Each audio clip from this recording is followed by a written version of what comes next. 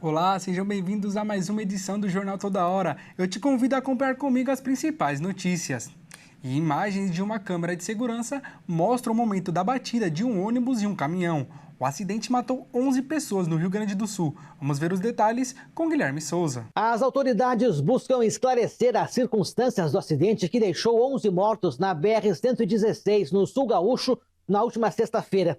No domingo, a concessionária Ecovia Sul, responsável pela rodovia, divulgou o resultado da apuração preliminar. De acordo com o relatório, o congestionamento no sentido Pelotas teve início após um caminhão ficar imobilizado na pista por conta de um bloqueio eletrônico do rastreador. Com o veículo parado, formou-se uma fila de carros e um pequeno engarrafamento. Equipes da concessionária foram acionadas e, no momento do acidente, já estariam no local realizando o atendimento e a sinalização. Segundo o documento, o motorista da carreta que colidiu com o ônibus manuseava o rádio no momento em que se deparou com os veículos parados. Ao perceber a fila, ele invadiu a pista contrária e colidiu de frente com o ônibus. Segundo a Polícia Rodoviária Federal, o motorista da carreta, de 25 anos, foi submetido ao teste do bafômetro, que não indicou consumo de álcool. No entanto, a investigação aponta que, no momento da colisão com o coletivo, ele estaria acima da velocidade permitida. Das 27 pessoas que estavam no ônibus, 11 morreram. Entre elas, o motorista e o cobrador. As vítimas tinham entre 34 e 85 anos. Outras 11 pessoas ficaram feridas e foram internadas em hospitais da região. 8 já receberam alta. Não há informações sobre o estado de saúde das demais. 5 passageiros não sofreram ferimentos. O motorista da carreta teve apenas ferimentos leves. Ele prestou depoimento à Polícia Civil na madrugada de sábado. Os detalhes do interrogatório não foram divulgados. A investigação aguarda os laudos periciais da Polícia Rodoviária Federal e do Instituto Geral de Perícias. Por enquanto, o caso é tratado como homicídio culposo, quando não há intenção de matar. O inquérito policial deve ser concluído em até 30 dias. O motorista responde ao processo em liberdade. E algumas cidades da região metropolitana de São Paulo começaram o primeiro dia do ano com novas tarifas de ônibus. Já na capital paulista, a nova cobrança começa a partir de amanhã. A tarifa de ônibus vai ficar mais cara em São Paulo e 12 das 39 cidades que complementam a região metropolitana já aderiram à nova tarifa. Entre as cidades que já confirmaram o reajuste, Guarulhos, Itaquaquecetuba e Ribeirão Pires passam agora a ter as tarifas mais caras, com valores que chegam a R$ 6,40. A maioria das cidades que cobravam R$ 5,80, como Carapicuíba, Barueri, Mauá, Itapevi e Jandira, atualizaram a cobrança para R$ 6,20.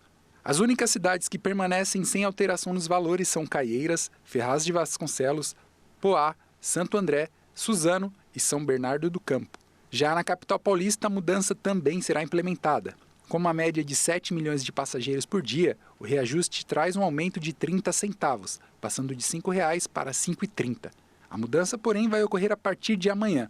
Com isso, o usuário do bilhete único de São Paulo terá até R$ 23,59 de hoje para recarregar o cartão com até R$ 500, valor que gera para o usuário o número de 100 tarifas, onde ele pagará o valor da passagem de ônibus sem aumento, tendo benefício até o fim dos créditos ou até o fim do período de 6 meses. E acompanhando essa mudança nos valores dos ônibus na capital paulista, a prefeitura já sinalizou que trens e metrôs também terão reajustes em seus valores, passando de R$ 5,20 para R$ 5,40 a partir do dia 6 de janeiro. E olha que história triste. Na virada do ano, uma cachorrinha morreu de infarto dentro de casa, por causa dos fogos. Quem vai contar os detalhes é o Joenilson Santos. O ano de 2026 iniciou com tristeza para uma família moradora do Engenho de Dentro, na zona norte do Rio de Janeiro.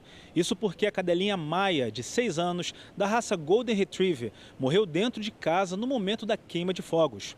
A tutora do animal, a empresária Eduarda Diniz, contou que a cadela tinha medo de foguetório e, quando ocorria, buscava abrigo em determinados locais da residência. Por volta de 2 horas da manhã da última quinta-feira, após a família retornar ao imóvel depois de comemorar a virada de ano, Maia foi encontrada sem vida dentro da sauna. A tutora destacou que um veterinário atestou a causa da morte como um infarto, provavelmente devido ao som dos fogos. A cadela entrou para a família no Natal de 2019 como um presente para uma das filhas de Eduarda. Desde então, Maia cresceu com as as crianças e era muito agarrada com elas. Apesar de saber do medo de fogos do animal, a empresária revelou que não esperava que a fatalidade poderia ocorrer. No Rio, a lei orgânica do município proíbe cidadãos de fabricarem ou soltarem fogos de artifício com barulho.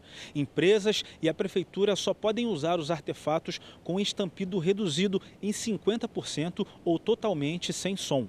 A previsão de multa entre R$ 200 e R$ 1.200 para quem descumprir a lei. Realmente uma pena.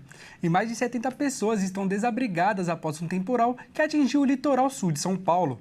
Os ventos fortes derrubaram árvores. Motoristas que voltavam para São Paulo pela rodovia Anchieta enfrentaram longas filas. As cidades mais afetadas pelas fortes chuvas no litoral paulista são Mongaguá, Cubatão e Peruíbe. O governo de São Paulo mobiliza auxílio para essas regiões e enviou reforço de equipes do Corpo de Bombeiros e da Policiamento Ambiental, além de embarcações e viatura. Ao menos 38 pessoas ficaram desabrigadas em Mongaguá, 36 em Cubatão e 4 desalojados em Peruíbe. A tempestade, com fortes ventos, também levou a quedas de árvores. Uma delas interditou a rodovia Anchieta no sentido de São Paulo, no quilômetro 51. A interdição gerou mais de 20 quilômetros de congestionamento. Como alternativa para os motoristas que seguem em direção à capital, a orientação é utilizar a rodovia dos imigrantes. No litoral norte, a tempestade também causou estragos. Também teve interdição total, por questões de segurança, a Serra Mogi Bertioga, entre os quilômetros 77 ao 92. Nos últimos dias, o volume de chuva chegou a aproximadamente 200 milímetros, índice acima do considerado seguro para a operação do trecho de serra pela concessionária Novo Litoral. E no futebol, enquanto alguns clubes se reforçam para a temporada que está para começar, outros acabam sendo impedidos de fazerem o mesmo por conta de pendências financeiras. A FIFA, a entidade máxima do futebol, puniu 7 clubes aqui do Brasil.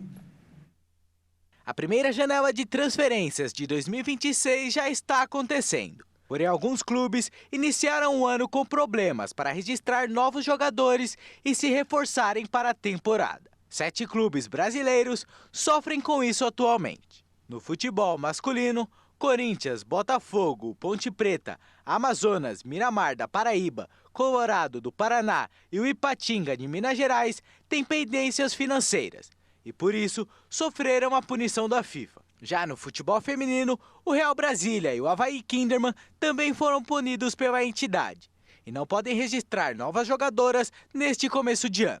O transfer ban afeta diretamente o planejamento esportivo.